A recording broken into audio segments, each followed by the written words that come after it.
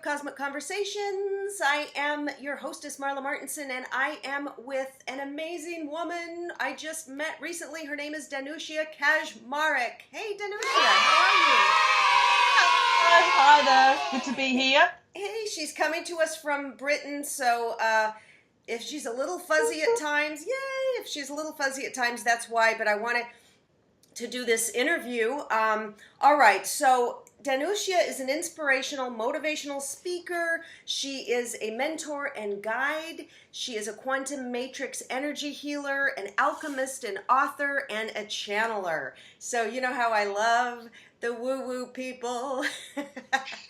So I'm reading your book now, Scriptures of Magdalene, Diary and Conversations with Magdalene and Friends, and it's so magical. So just tell us, you know, about yourself and how you started channeling Mary Magdalene and what's going on here with that. This is just a great story. Wow.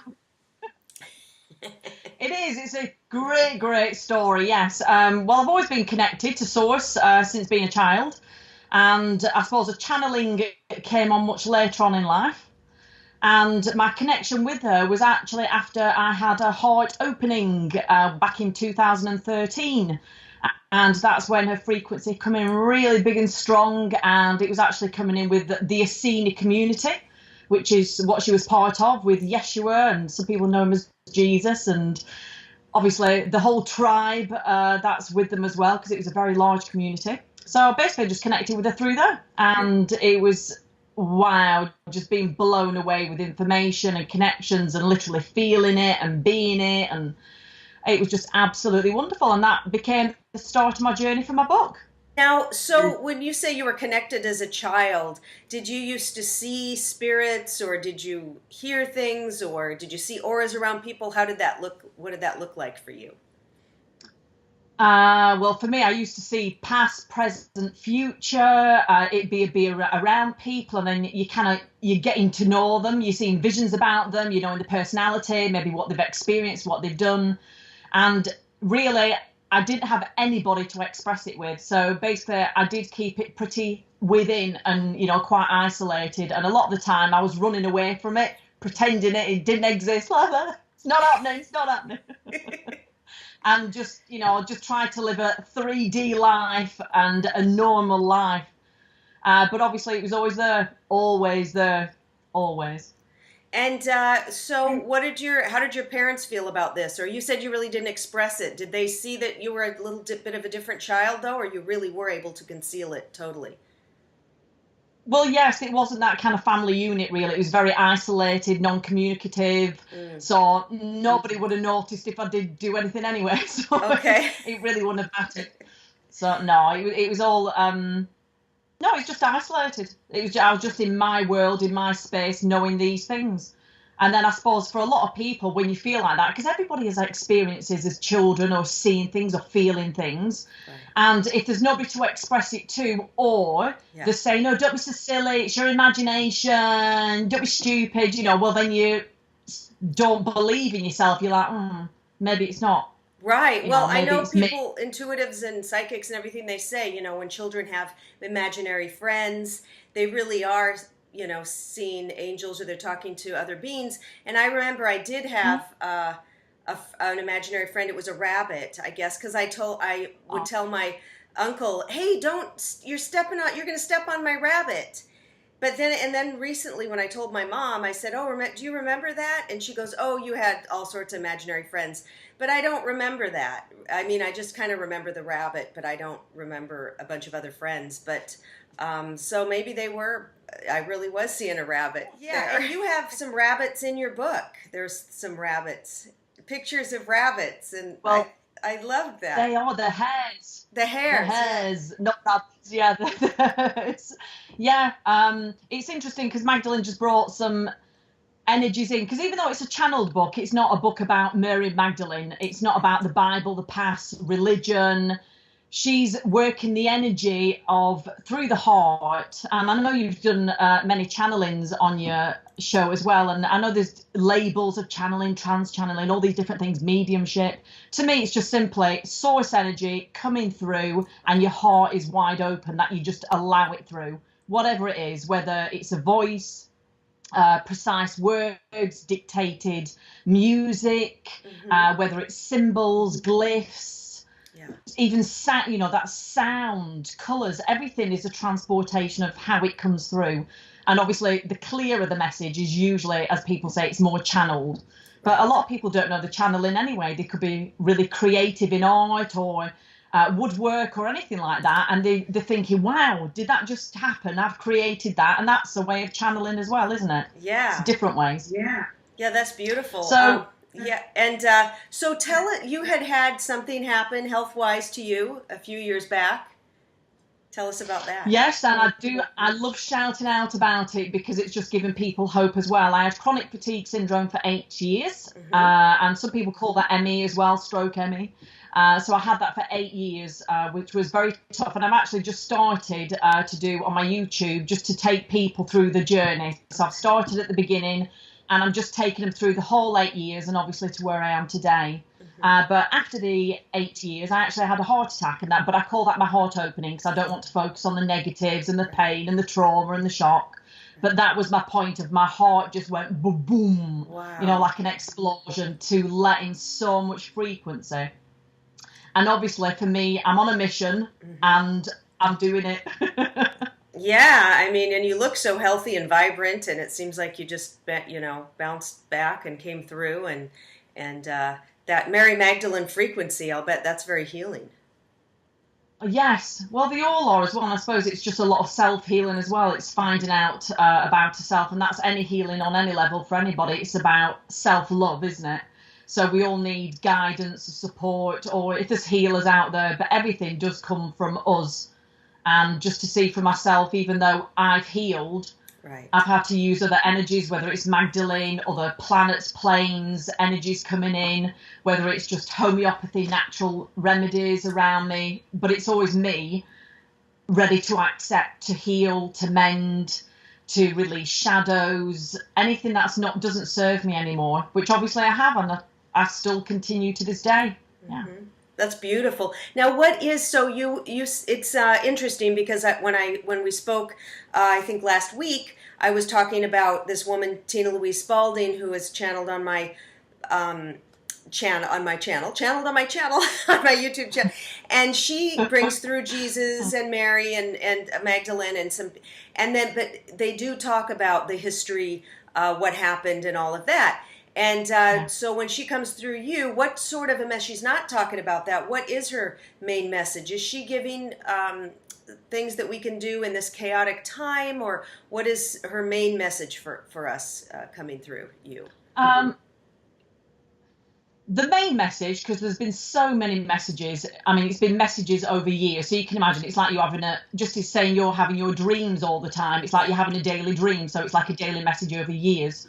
So over the years, the message has been private to me to help me on my journey, bringing in the past as well, what would have occurred, what did occur.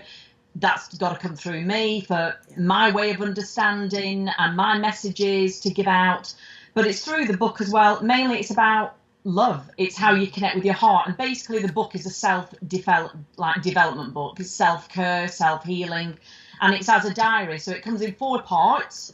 So it's like, by the end of it, it's like a 28-day course. And it's each day she wants to take you on a journey to get into here, to tap into here, to look at self-forgiveness, gratitude, compassion, kindness, peace.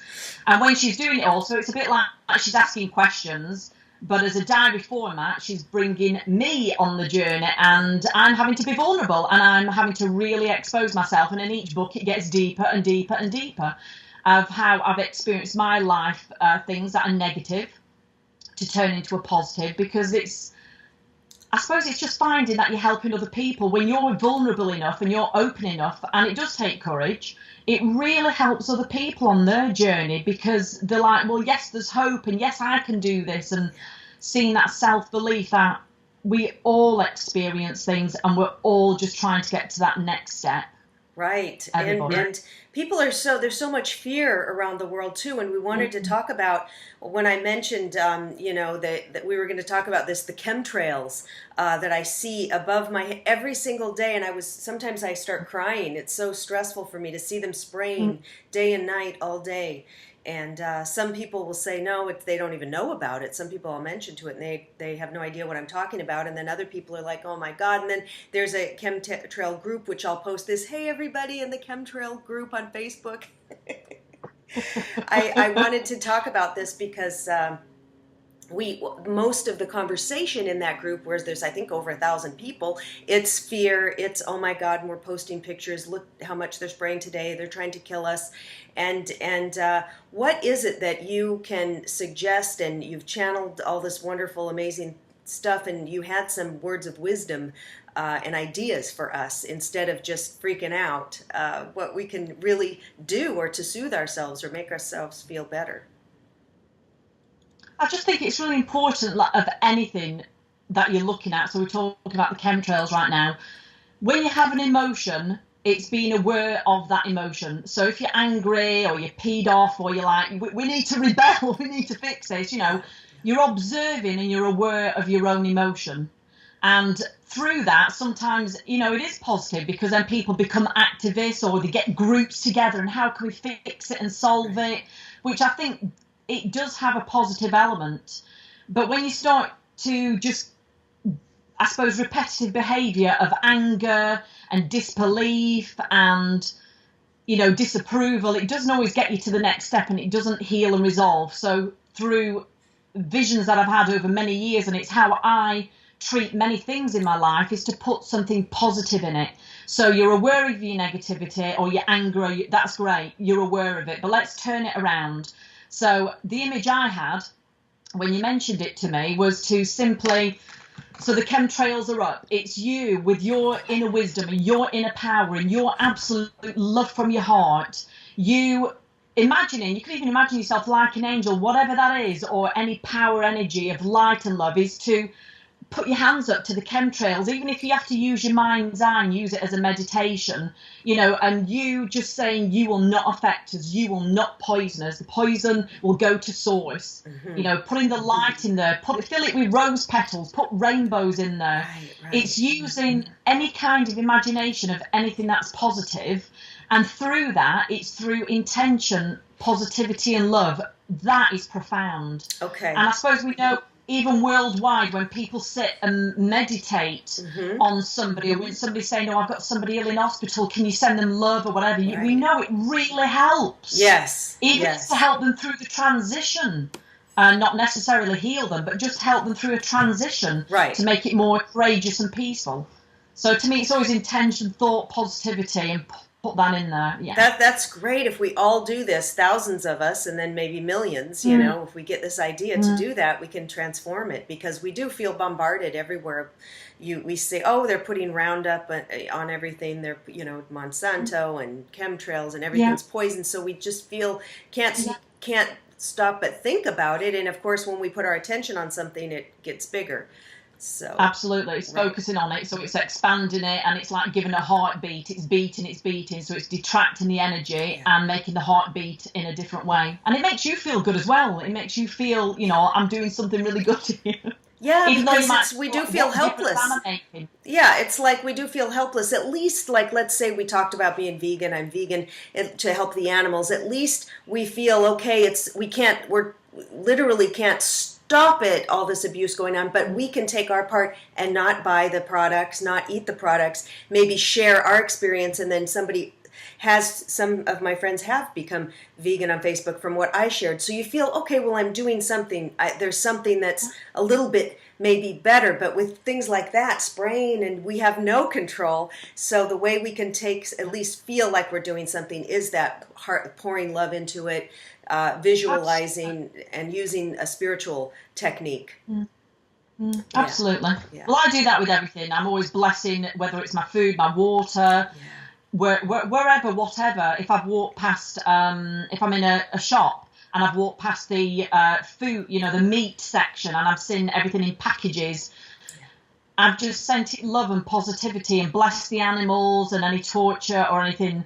And because I've done it for so many years, I can do it in seconds now. But Right. it's just, even if you can imagine a love heart over the meat count, if it really, you are vegan, imagine a love heart there. Yes. You just sending that love there has given so much healing and positive intention and thought. And that ricochets right back to the animals, to when they were alive, to the field they were living on. You'd be amazed at how energetically it can transport right back down the line. Oh, wow. This is such powerful stuff. Yeah, we don't even realize we have this power energetically to make all these changes.